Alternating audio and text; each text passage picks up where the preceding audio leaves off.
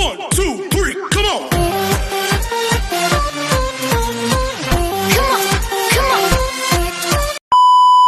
Hello beautiful people! Welcome back to my channel. This is your Mama Sam. Hello mga amigo, amiga, kumare at kumpare. Kamusta kayong lahat? Sana lahat po kayo ay okay at safe ngayong araw na ito. At syempre, kung ako naman ang tatanungin nyo, nakikita naman ninyo ang beauty ng Mama Sam ninyo, fresh overload pa rin, di ba? Ganyan talaga kapag umiinom ka ng maraming vitamin C plus kumakain ka ng maraming banana. Dahil sa banana, mas nakakaloka ang ganda ng Mama Sam ninyo. Charot! So, kamusta naman kayong lahat? Sana lahat kayo ay okay na okay ngayong araw ng Saturday. So, happy Saturday sa atin lahat ng bonggang-bongga. So, yesterday wala tayong vlog kasi syempre, Biyernes Santo. So, magbigay naman tayo ng oras, panahon para sa itaas. So, yon. So, kahapon, yung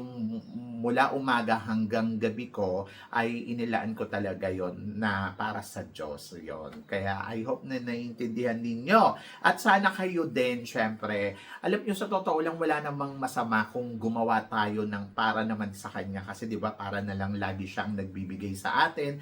Lagi na lang tayo ang pinapakinggan. So, paminsan-minsan ay magkusa na lang tayo na magbigay ng time para sa Panginoon. So, yan! Kaya sana lahat kayo ay okay na okay ngayong araw na to. Syempre, gusto ko rin magpasalamat sa walang sawang tumatangkilik dito sa Mama Sam Vlog, araw-araw, lagi-lagi. Maraming salamat sa pagmamahal at support. At hindi lang yan, sa lahat naman ng makasolid na makamamasam dyan na laging tumututok dito. Araw-araw, lagi-lagi, maraming salamat guys sa inyo lahat. Siyempre, marami akong hatid na chika sa inyo na talaga naman, oh my gosh, magtataas ang kilay ninyo ng bonggang-bongga sa mga pag-uusapan natin ngayon. Kaya guys, wag na nating patagalin ang ating mga chika. So, para sa una nating chika, top 3 na Asia na maglalaban-laban dito sa Miss Eco International for 2026, malalakas daw.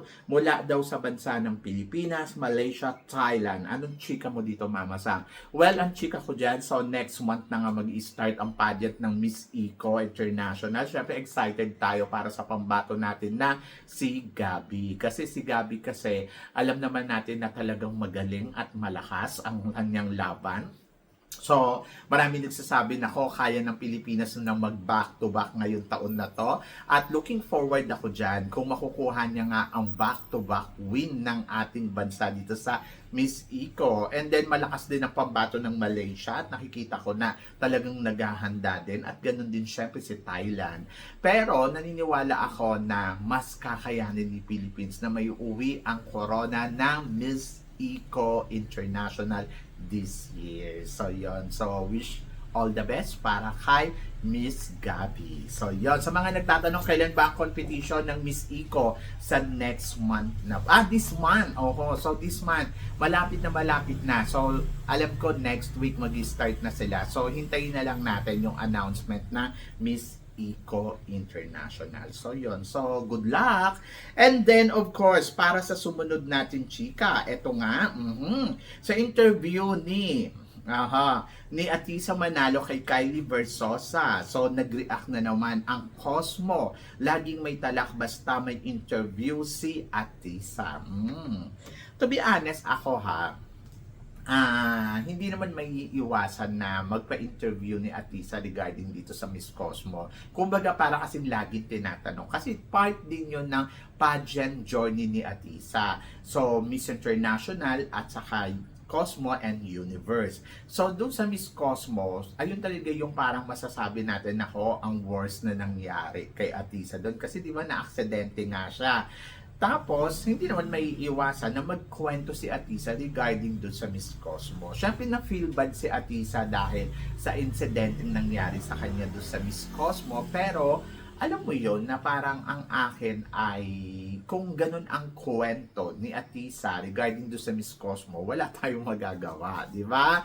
Kasi siya yung naka-experience noon. Kaya sana naiintindihan yun ng Cosmo na hindi lahat ng candidates ay nakakaranas ng good experience sa kanilang pageant, pero nandoon na ay kwento nila yun eh. Ayun yung na-experience nila eh. And then, syempre, Atisa manalo to. At kung ano yung kwento ni Atisa, hindi naman nagbago yung statement niya from the start until end. Siguro, nami-misinterpret lang talaga minsan kung paano niya to dinideliver, di ba? But for me, walang masama do sa kwento ni Atisa at naiintindihan naman natin at alam natin yung lahat na kung ano na ang nangyari talaga doon kay Atisa. And then, ayun talaga. Ganun talaga. Ano yung kukwento ni Atisa? Puro magaganda. Hindi nga ganun yung nangyari sa kanya. Ang importante dito ay inilaban ni Atisa yung kanyang laban dito sa Miss Cosmo. So, naka-top 10 si Atisa. Hindi na siya nakatungtong ng top 5. Pero, I think marami din naman natutunan si Atisa doon sa journey niya sa Miss Cosmo. And then, overall, para sa akin, kung po pwede nga lang na hindi na ikwento ni Atisa na tungkol do sa Miss Cosmo na parang wag na lang sana itanong sa kanya, tanong na lang Universe at International, pero kasi part yun ng journey niya eh. And I hope na naiintindihan din yun ng organization ng Miss Cosmo. But for me, nakikita ko na talagang tinry naman ni Atisa yung best niya. Ang hirap kaya nun, yung may ano ka, may maga ka sa paa, tapos ilalaban mo pa din. Diyos ko, ako nga, sa tuhod ko pa lang, ang sakit-sakit na. Wala na, di ba? Pero nandoon na ang galing ni Atisa doon, in fairness, di ba? And then sa Cosmo, chill lang kayo. Kung wala naman, kung feeling ninyo, kayo ang tama di kayo yung tama, hindi nyo naman kailangan lagi i-depensa. Talagang gigil lang talaga sila kay Atisa. So, yan! At para naman sa sumunod natin, chika, eto nga, Miss Universe is now under Thai businessman. Nawat, Mr. Nawat Vina now the new Miss Universe. Hindi ko alam kung totoo to kasi di ba nag-April Fools nga. So parang feeling ko ang daming chika, ang daming gawa ng mga page na kung ano-ano. Pero kasi ako para sa akin, katulad niyan sa Miss Universe. So wala tayong magagawa kung matatapos ni Fatima yung kanyang reigning bilang Miss Universe. And then kung may bago man sigurong business owner or may bagong owner ang Miss Universe is good yan. Pero for now, wala pa naman mga official announcement, wala pang mga kung ano-ano. So ako, para sa akin, kung papalitan ni Venus si Fatima, bakit hindi? Di ba? Okay lang yon. Kung may nagawa naman si Fatima na hindi talaga kadapat-dapat na maging Miss Universe na. Kaya lang kasi siya yung may hawak ng corona. Ako para sa akin, I'm looking forward to Miss Universe 2026 more than intindihin to si Fatima, sa totoo lang. Si Fatima, alam na natin yung kanyang strategy game, alam na natin kung ano yung eksenang ginawa nila. So, para sa akin, deadma, and then look forward talaga ako for the next. Hindi ko rin hinihintay kung kailan siya madidethrone. Kung madidethrone siya, di bongga, charot. Kung hindi naman, wala na akong magagawa doon. Kasi para sa akin, ay naka-move on na talaga ako dyan sa eksena dyan sa Miss Universe. At ayun na nga, mapuputong na ng corona si Atisa sa magiging next Miss Universe Philippines. Ilang linggo na lang. At doon ako nakafocus kung sino nga ba ang magiging next Miss Universe Philippines natin na ire-represent ang bansa natin sa susunod na Miss Universe na gagawin daw sa Puerto Rico. And then, ayun, looking forward na talaga ako na kung kailan tong Miss Universe na to at mapalitan na si Fatima ng bonggang-bongga, di ba? Sus ko, nakakaloka. Buong reigning ni Fatima, tinutukan natin at sinabi na lang natin na sana matanggalan siya ng corona. Pero kasi ako parang feeling ko, hindi ganun magiging madali talaga yung pag-dethrone kay Fatima ngayon. Kasi parang feeling ko, ginagawa naman niya yung lahat ng kanyang duty and responsibility. Kahit nakakairita minsan yung mga eksena niya, di ba? And tanggap ko din na siya ang Worst Miss Universe, charot. Worst talaga. Anyway, ako para sa akin, go ahead and enjoy your reigning party, di ba? Kasi wala naman akong magagawa. And then kung papalitan ni Vina, edi go, go, go. So, yon. Ay, nako, windang ako. Pero ito, mas windang ako dito. Amanda Obdam, not longer National Director of Mr. and Miss Supranational Thailand. Oh, anong chika mo dito, Mama Sam? Well, ang chika ko dyan ay sino na ba ang bago, di ba? So, yun. So, ako naman, parang feeling ko naman, hindi naman natutukan ng maigi to ni Amanda Obdam dahil nga sa sobrang dami din naman niyang ganap kasi nga nag-aartista nga dito si Amanda at ang dami niyang teleserye. Oh, yon, busy ang Amanda Obdam. Actually, hindi ko nga siya nakikita sa mga guesting sa mga beauty pageant. Pero nakikita ko na meron siyang teleserye. Oh, yan, dito sa Thailand. So, parang katulad din ni Rabia na nag-artista na rin talaga siya. Di ba, kabatch to ni Rabia? Nag-artista na siyang tuluyan. At ganun din si Vina mag-artista na rin. Oh, di ba? So, parang feeling ko, yun talaga yung next na goal nila sa buhay, na mag-artista. Eh, paano naman kasi, di ba? Alam naman natin na iba din ang show business, di ba? And then, ayun. So, hindi na siya magiging national director ng Mr. and Miss Supranational Thailand. Hindi ko alam kung sino, pero naririnig ko ang Supranational ay mapupunta sa Mr. International Thailand. Pero hindi ko alam kung this year kung sino ipapadala nila. Kasi kung mag-a-appoint sila ng bagong candidates ba, hindi ko lang alam. Kasi parang ang sinasabi kasi dito ng National Director ng Mr. International Thailand, kung sa kanya daw mapupunta yung franchise ay, ayun nga, kukunin, may i-appoint siyang pambato ng Mr. Supranational. And then dito naman sa sa Man of the World, parang hindi na matutuloy yung pambato ng Mr. International na inappoint nila noon. Hindi ko alam kung nasa na si Jack. Hindi ko alam, nakakalimutan kong itanong kung ano na nangyari kay Jack. Pero I hope na sana okay lang yun. Kasi parang feeling ko may problema. Kaya hindi na siya matutuloy mag-compete. Iba na yung kinuha nila. But good luck. So, yan. And laban. Pero eto, mainit talagang pinag-uusapan. Possibility. Can Rachel be rightful successor of India 4th Miss Universe? Diba? Ang takay ng tanong. To be honest, lumaban muna siya ng Miss Universe India, tapos tignan natin kung mananalo siya doon. Kasi maraming ang usap-usapan na ito daw si Rachel Gupta ng India ay dating Miss Grand ay magkukumpit nga daw dito sa Miss India Universe. So, tingnan muna natin kung makukuha niya yung corona dyan. Pag nakuha niya yung corona at natuloy nga siya dyan, ayun, so saka na natin pag-usapan ko siya na yung susunod na Miss Universe. Pero ang tingin ko, medyo mahirap. May hirapan dito si Rachel Gupta dahil sa nangyari sa Miss Grand.